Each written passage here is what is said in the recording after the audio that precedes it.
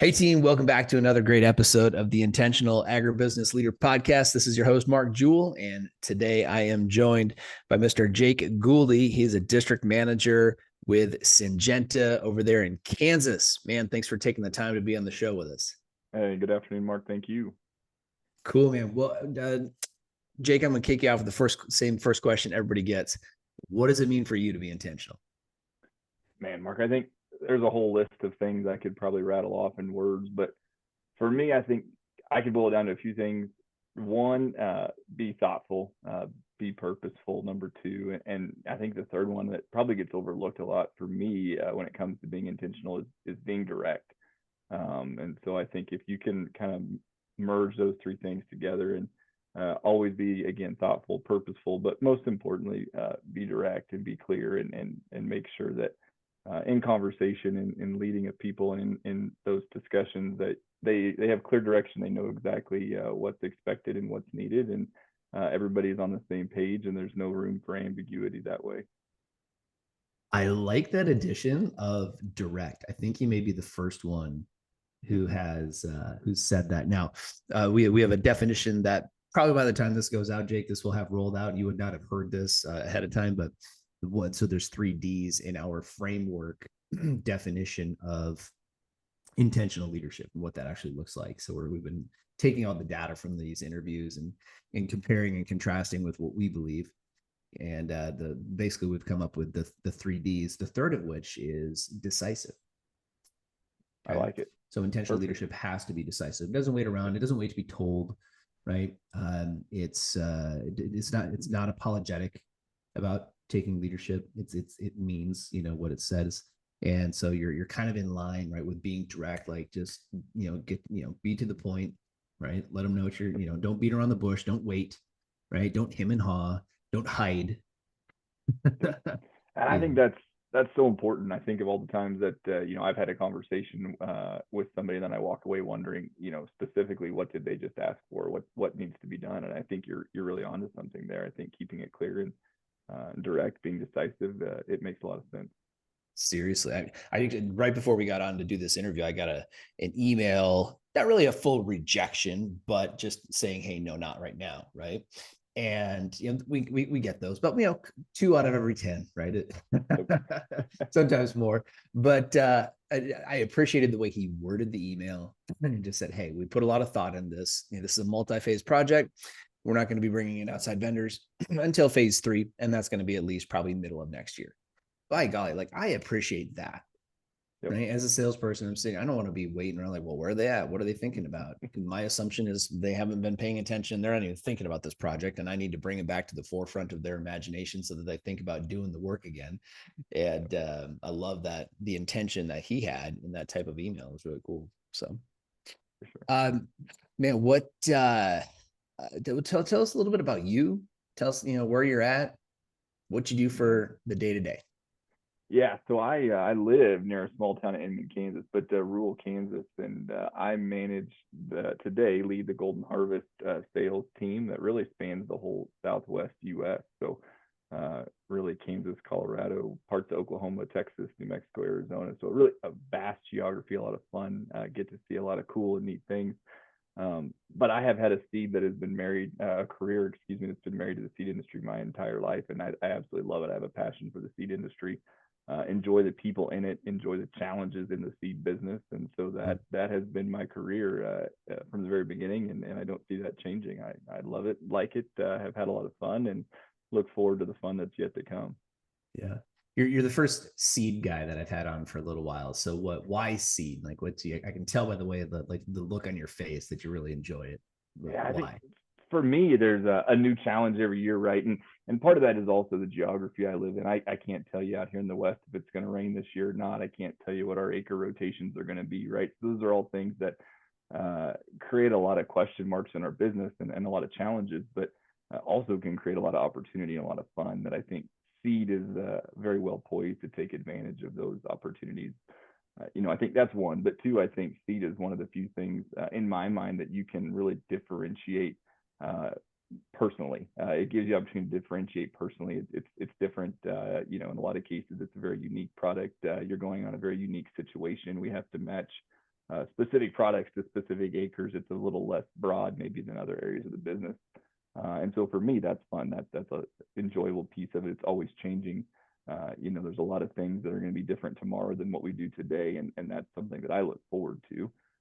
That challenge and that constant movement. Cool. I like that, man. I like that you're intentional and you've got it dialed in. Like, you know why you like it. Some people are in certain roles because and they're not quite sure why or why they love the thing that they're doing, but that all sounds good, which I'm guessing probably helps you attract good people to your team. Let's talk a little bit about that. What's working for you from a talent attraction retention standpoint these days? I think it's a combination of things, and it really depends. But I think first and foremost for me, I am purposeful about getting to know my team, my people, and that starts before they ever join the team.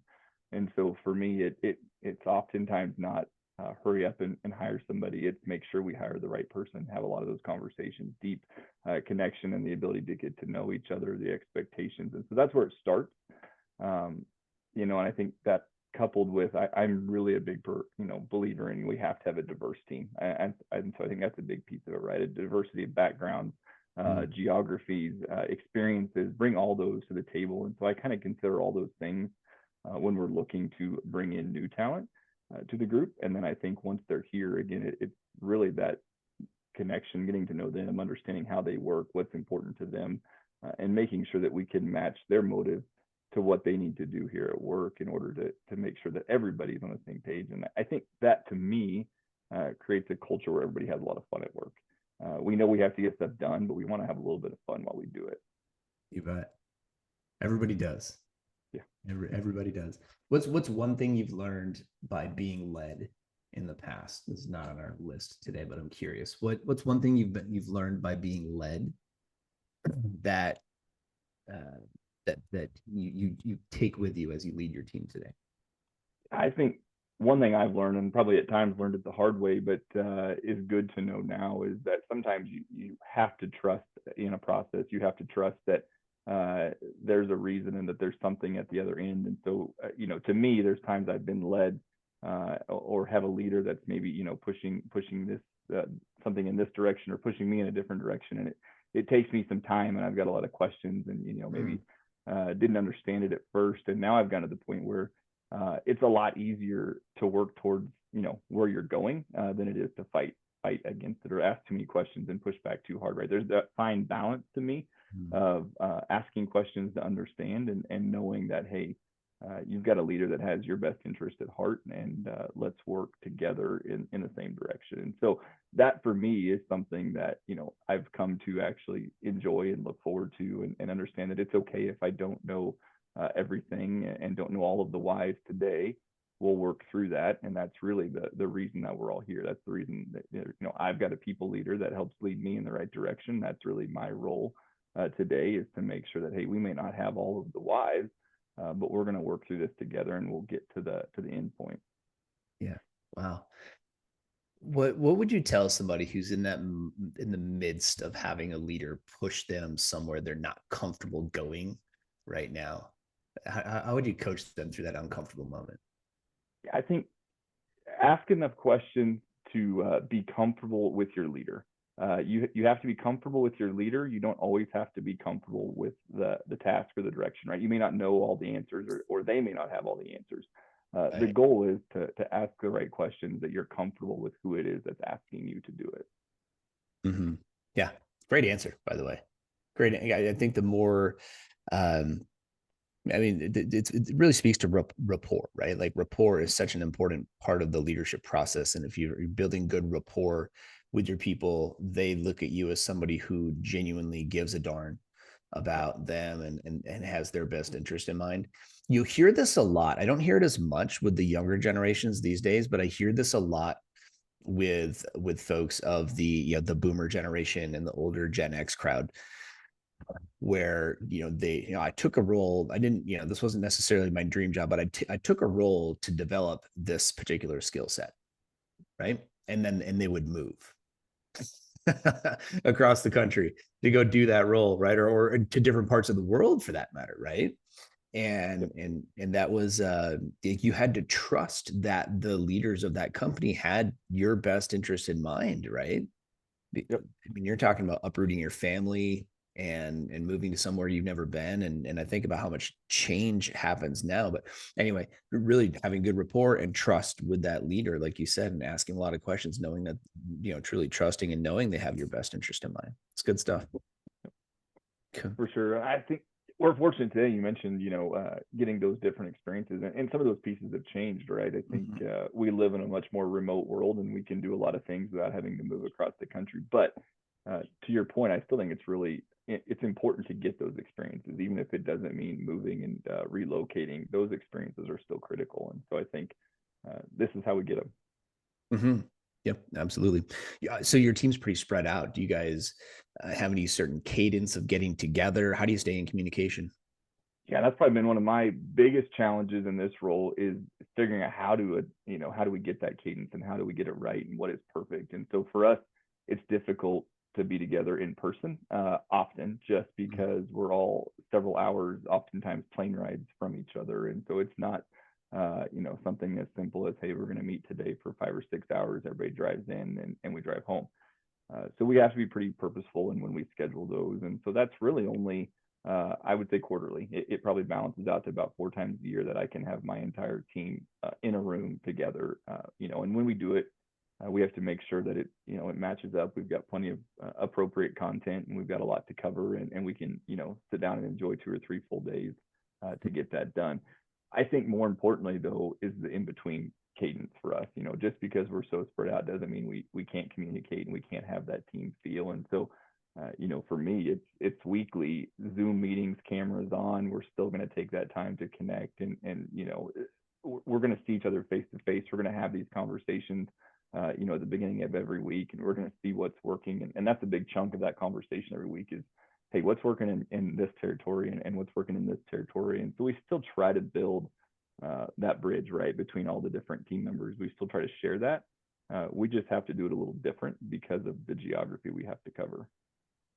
Yeah, I think that's a great cadence, though. I think it's, in my opinion, personal opinion, better than most. I mean, a lot of people that are that spread out are not getting together maybe but twice a year, once a year in some cases, and then the rest is all sort of at random events and then over, Teams meetings and Zoom meetings and things like that. So I'd like that you've got an intentional thought pattern behind that cadence, which I think is really important. That's what I advise all my clients to do, especially those that are geographically dispersed.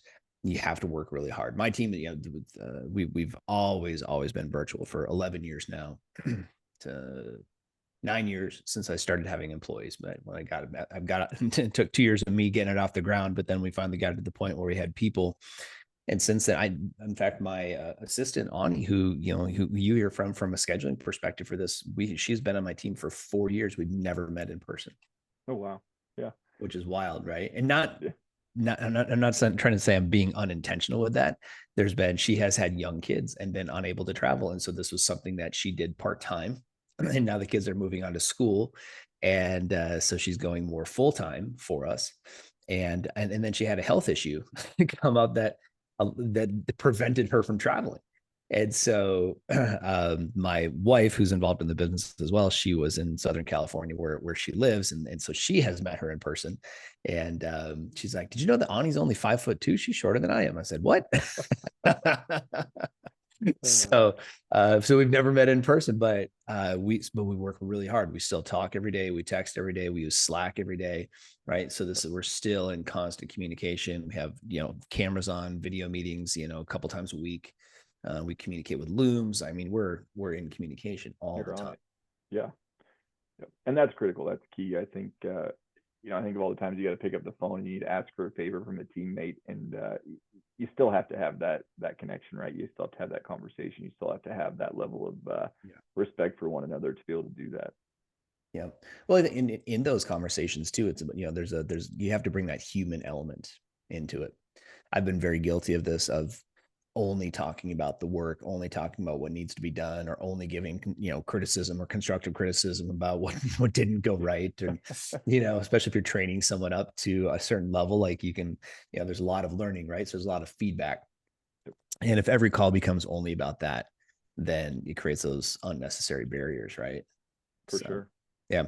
Well, talk to us a little bit about, in your business, in your world, what's working for you in terms of attracting and retaining. Obviously, we're talking a lot about communication and getting people together and those kind of things, but anything in addition to that that is helping with your talent attraction and retention these days?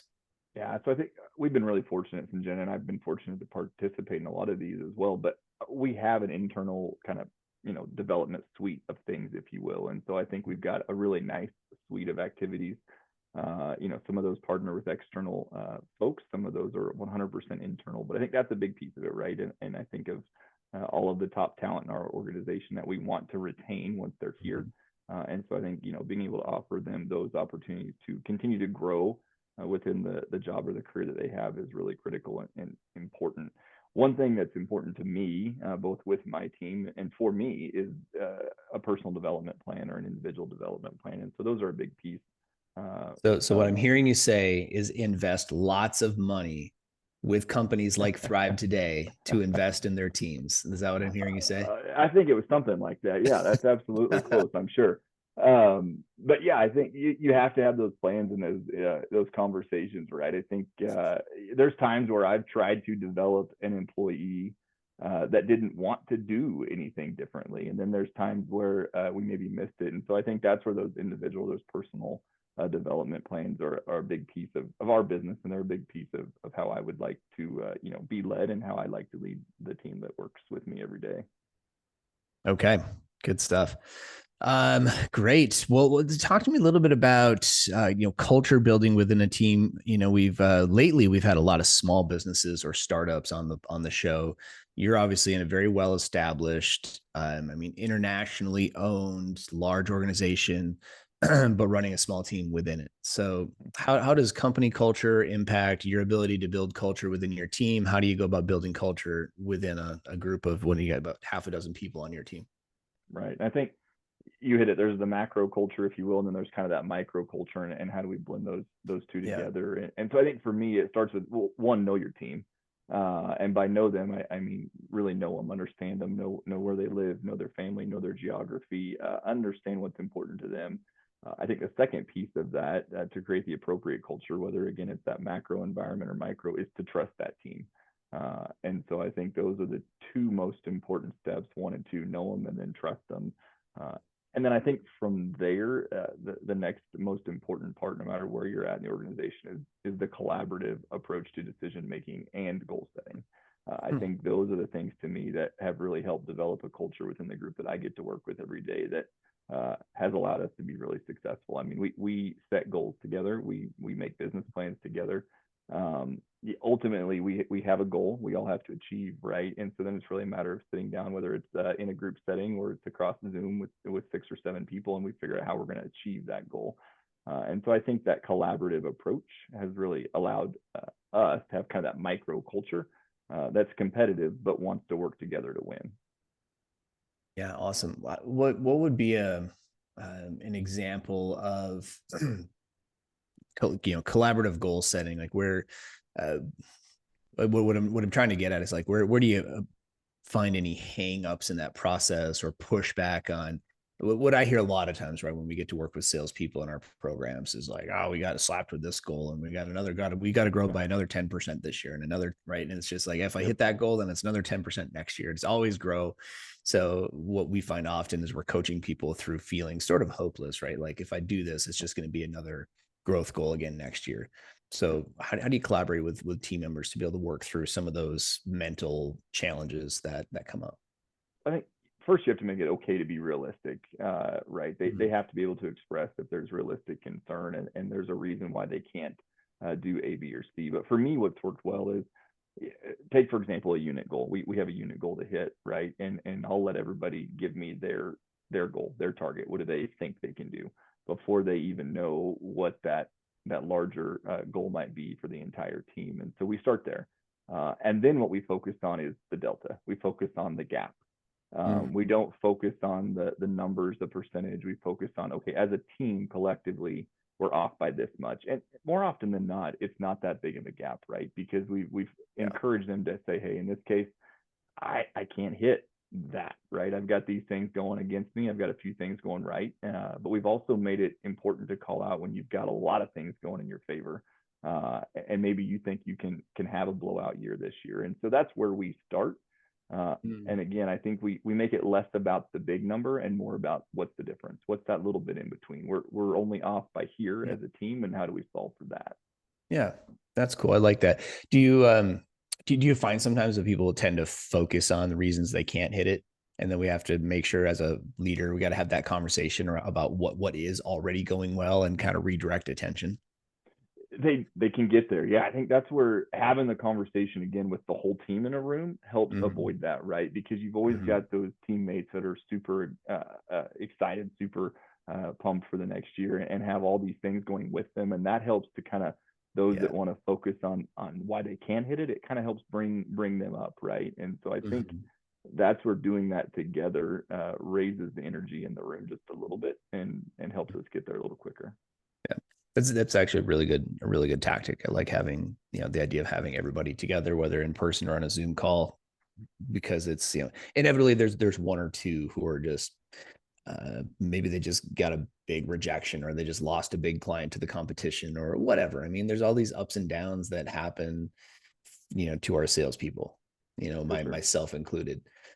we had a big unexpected win this morning. That was awesome. And then turn around 2 hours later and an unexpected loss. And like, dang it.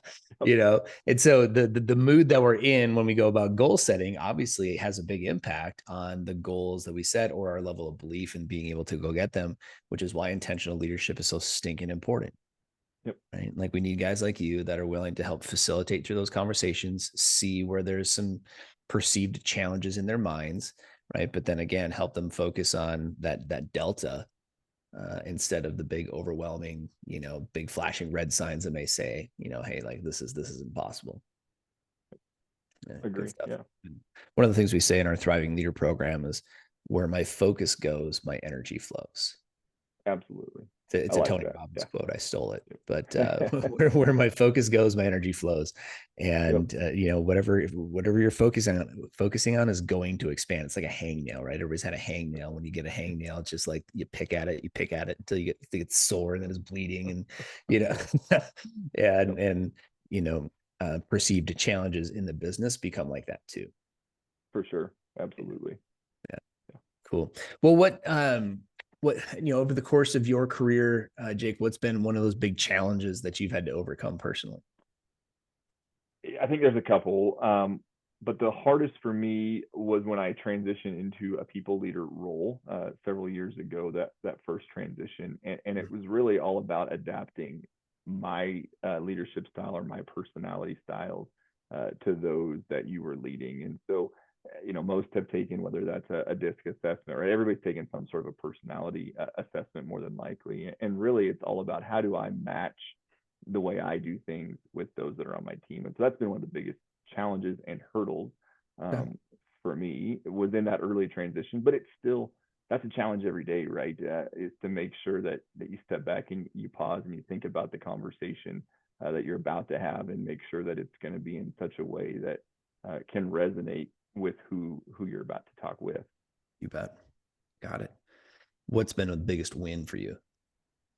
Yeah, I think as crazy as it sounds, right? It could be the trophies, it could be the sales goals that we've hit. Those are all fun. For me, the biggest win though is there's people that were on it. One of the first teams I managed 7 or 8 years ago, and I get their Christmas cards and I get their baby announcements, and to me that is actually one of the biggest wins, is to know that we're able to have a positive impact in somebody who's continued to grow their career, and we continue to be close to this day. I think that ultimately is every bit as important as the big wins, within an organization along the way, is those connections that I've been able to achieve.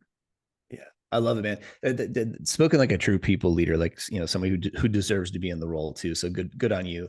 I mean, and I love it when leaders on this podcast bring up that type of answer to that question. Because at the end of the day, man, I mean, we can make life about selling more seed or selling more crop inputs, or more livestock or whatever. I mean, it's just like that's all important. All those things are important. They're the results that we're driven by. When I'm thinking about at the end of my life, what am I going to be sitting around like counting, if I'm going to count anything, and as pertains to my career, it's going to be, who did I positively impact along the way? Absolutely. Yes. Right. Yep. I mean, it's not going to be about dollars and cents. It's not going to be about the specifics. Like it really becomes about that. So fun fact about our business. So our client, whoever writes the check effectively is the company, right? But all of our metrics are tied back to each individual coaching participant. Okay, so let's say we work with a team. You send your 6 guys, right? And that's one check for 6 people to participate. But we track our metrics down to the dollar value of every single individual coaching client. Wow. Right? Including their goals, their metrics, the things, because at the end of the day, what we work on, and I'm not saying this as a sales pitch and kind of just tying together with this point. At the end of the day, we're trying to make if we have 500 coaching clients on the roster, our quest as a team is, how do we make that coaching client feel like they're the only one? Yep. Right. Because that's the stuff that matters, because the ripple effect, and this is where it gets exciting, the ripple effect, and this is where you and other intentional leaders like you have such an important role. It's not just about that individual on the team or the group of people on the team, right? It's how they're impacting their families and how their families are impacting their communities. And if people could really grasp the power that we have in the business world as leaders, we put all this attention on our president and on our congressional leaders and on our governors and athletes, right? And high level famous business leaders and some of the big companies. But man, if you really want to get down to it, like the where it gets done is where guys like you are having a big impact on the people that you lead. Yeah, no, I think that absolutely, and to your point, I think those connections will always be the most important. Yeah. Yep. 100%. Cool stuff, man. I like your vibe. I like where you're going. Who's been somebody that you've really admired over the course of your career? I've been fortunate. There's a long list of folks that have had a really positive influence on me in my career. I think, and probably could be a cliche answer, but I think both personally and professionally, I would say my dad has had the largest impact, right, across my career, and I watched him navigate a full career at Cargill throughout his entire life, and so watching that and living with that and understanding those challenges, I think has really shaped my approach to similar challenges today, and so I think that ultimately that's a piece that I could not navigate and work through some of the things I having not watched that my entire life. So I think I've been surrounded by great leaders. I am surrounded by great leaders today. But if I really have to boil it down to where has that ultimate impact came from, I think that's a big piece of it. Great example. Great example.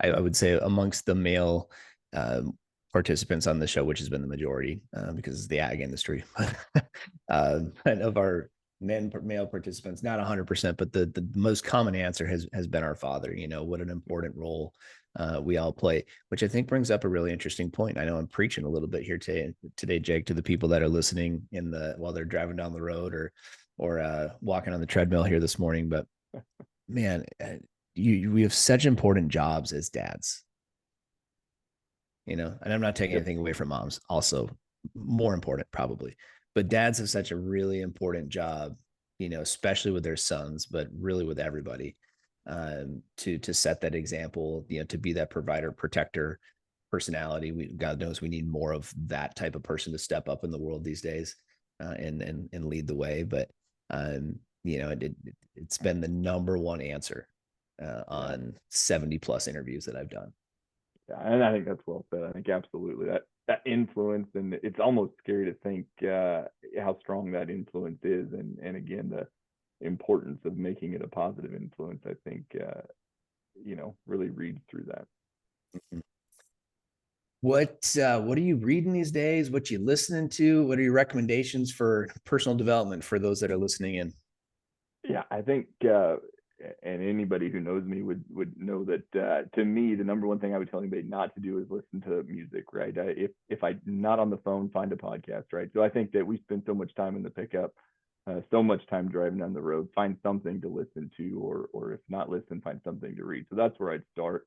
Um, I've done all, listen to all sorts of them, and enjoy short listens and short leadership things. One book that I probably am due to reread soon, but is Winning. So if you ever read the book Winning by Tim Grover, that is the book that to me isn't, has shaped a lot of my thought processes. There's a lot of that book that's about controlling the controllables, and really focusing on what's within your reach and what's within the scope of what you can work through and what you can handle. And so that's one that I would encourage. If you haven't read it, I would encourage you to. But again, for me, first and foremost, read anything, listen to anything, find something to keep you engaged. Yeah. I mean, you could, there used to be statistics about, just watching it, the books on tape. We used to, somebody used to say, like, listening to it on your 30-minute commute over 4 years is the equivalent of a 4-year degree or something like that. And I'm like, I probably have 3 to 5 hours of content a day now, because there's so much available. I can get it on YouTube, on Spotify, on Apple Podcasts. There's pods, there's audiobooks, there's so much, and you have no excuse not to continue growing and learning these days, for sure. It's so accessible. And so I think the most I spend is $16 a month for my Audible subscription. The rest of it's free. Yeah. Just go get it. There's so much content out there to listen to that I think is thought provoking and can keep your mind engaged. That again, I just find something, anything. Yep, absolutely. I often tell people when they call up and say, hey, we're thinking about doing some sales training for our team.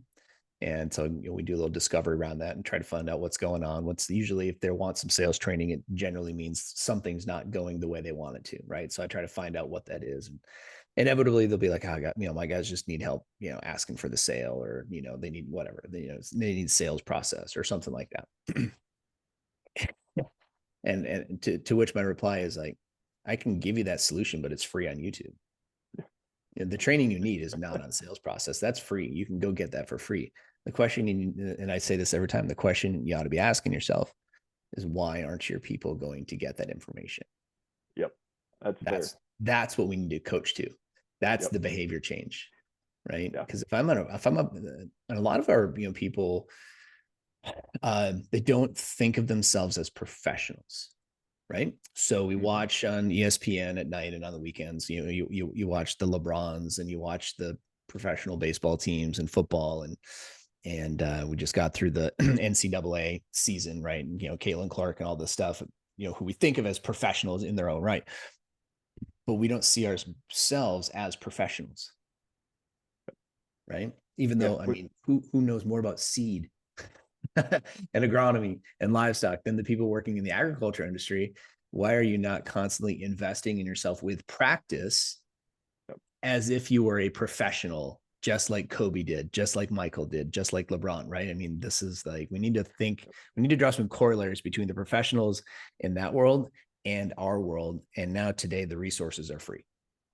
I think it makes perfect sense, right? We're in such an extreme world everywhere, but the ag industry is in so many extremes that I think you have to think about it at that next level. You're absolutely right.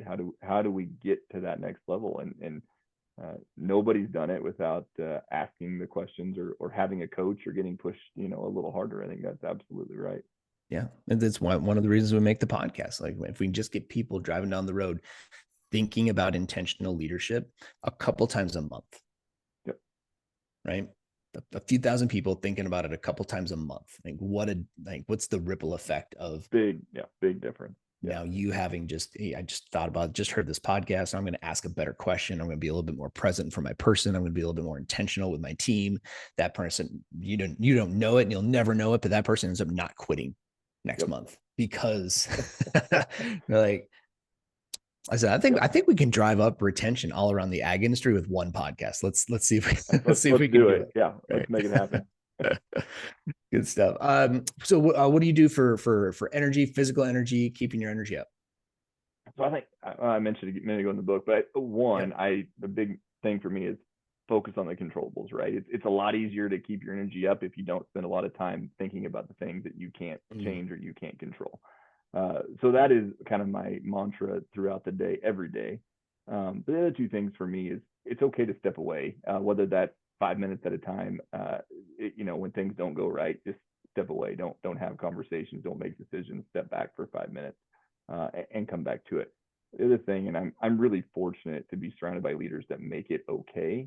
But I think sometimes in the ag industry, we feel like it's not all right to take time off, to take vacation, to take a break from work. And I'm really fortunate today to be surrounded by leaders and managers that make that all right. And I think for me, it's important to make it okay for my team.